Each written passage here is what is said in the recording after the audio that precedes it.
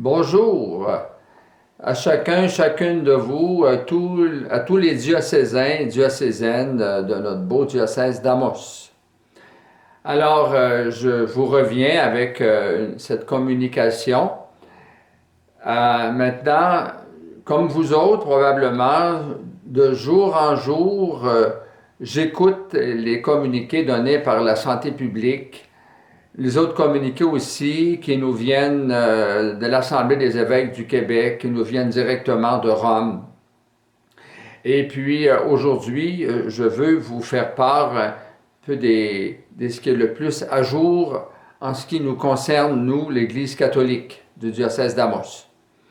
D'abord, depuis 48 heures, depuis samedi après-midi, je suis redevenu en exclusivité votre évêque parce que l'évêque était élu pour le diocèse de Rouyn-Noranda, qui a pour nom Guy Boulanger, qui est un prêtre du diocèse de Sherbrooke, a pris la charge du diocèse, la charge administrative, dans une cérémonie privée que j'ai présidée à la chapelle de l'évêché de Rouen, donc samedi, qui était en date du 21 mars.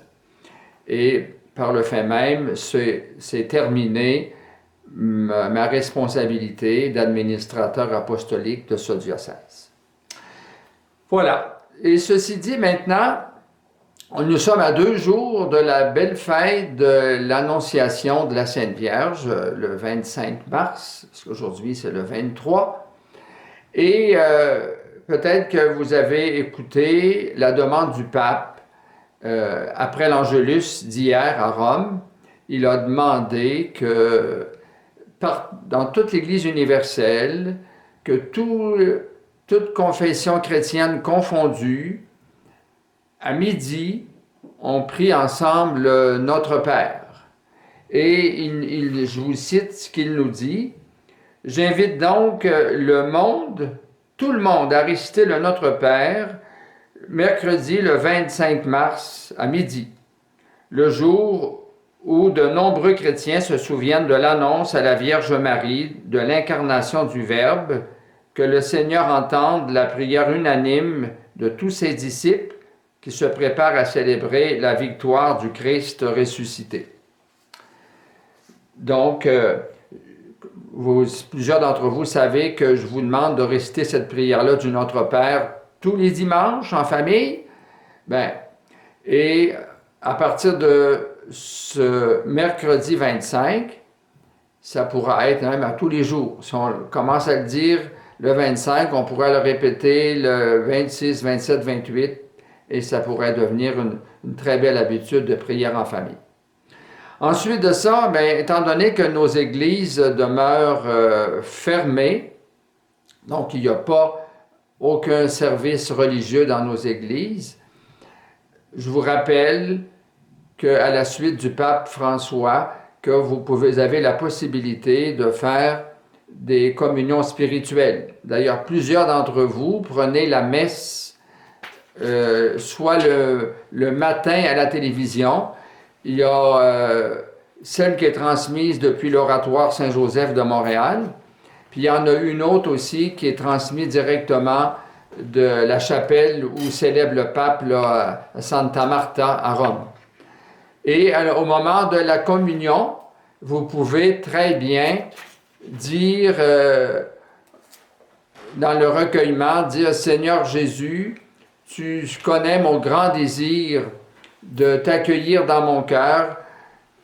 Viens en moi, remplis mon cœur de ta présence d'amour, de ton amour divin infini. » Et cette communion spirituelle donne beaucoup de fruits de façon insoupçonnée, peut-être autant sinon plus que quand parfois on communie de façon un peu machinale. Et le pape François nous rappelle aussi qu'on peut faire même une confession de désir. Quand le désir intense est là, qu'on se reconnaît pécheur, qu'on reconnaît humblement notre réalité d'homme, de femme pécheur, et puis qu'on dit au Seigneur, j'accueille ta miséricorde, j'ai besoin d'un signe de ta miséricorde, j'ai besoin de me confier en ta miséricorde, de m'abandonner en ta miséricorde. J'ai le désir, de tout cœur, je désire que le pardon de mes fautes, que je regrette là, sincèrement. Donc, on peut faire aussi une confession de désir. Donc, communion de désir et confession de désir. Ensuite de ça, comme on approche la Semaine Sainte, je rappelle qu'il n'y aura pas de messe chrismale. Il n'y aura même, probablement même pas en privé, parce que s'il n'y a pas besoin d'huile pour les malades ou de l'huile des catéchumènes ou de Saint-Crème, alors on en a encore en réserve de l'année dernière, de sorte qu'on va commencer par écouler ou utiliser celles qu'on a en réserve. Et les décrets aussi que nous avons des canonistes et de Rome, c'est que s'il y a besoin, on peut la reporter à n'importe quel moment, on peut consacrer des huiles.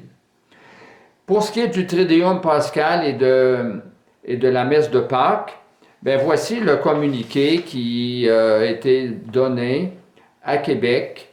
Et comme Québec est le primat, l'évêque, l'archevêque de Québec est le primat de l'Église du Canada, alors je vous lis textuellement ce qu'il nous dit à ce sujet.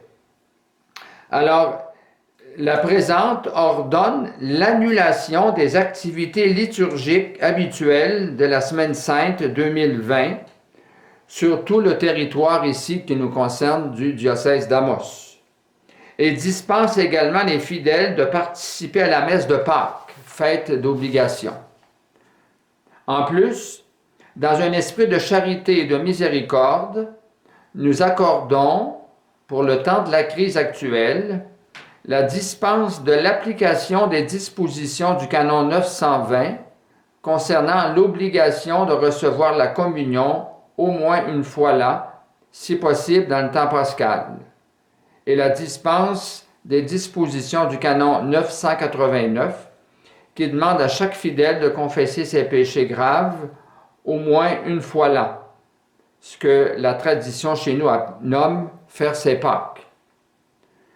Nous exhortons avec affection tout fidèle à s'unir davantage au Christ et à son mystère pascal, en développant durant ce temps si particulier un esprit de prière renouvelé par de nouveaux moyens et habitudes, et nous encourageons également chaque fidèle à mettre en œuvre une charité inventive, le cœur toujours largement ouvert à nos frères et sœurs plus vulnérables et isolés.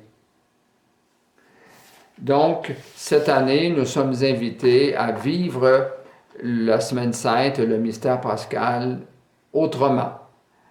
Je dirais en étant créatif, se laissant porter et inspirer par l'Esprit Saint.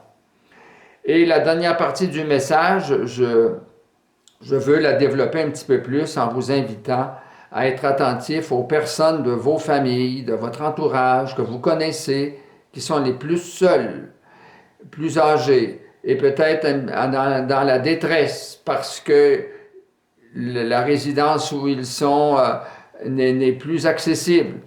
Alors, le téléphone de grâce, je dirais, vérifier s'ils n'ont pas des besoins précis en alimentation, en médicaments, pour aller l'acheter, le laisser, comme indiqué, là, à la porte de leur résidence.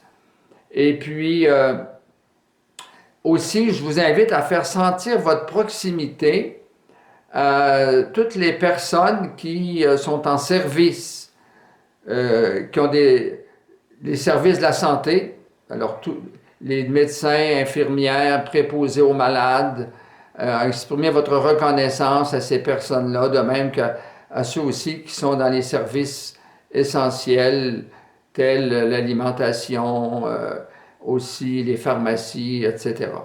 Donc, soyez bons, généreux, reconnaissants les uns pour les autres, Et puis, prenez soin de vous, protégez-vous et protégez aussi tous ceux que vous aimez, parce que c'est en étant distant physiquement, mais présent de cœur et d'esprit par la prière, que nous sommes véritablement, qu'on indique qu'on s'aime les uns les autres.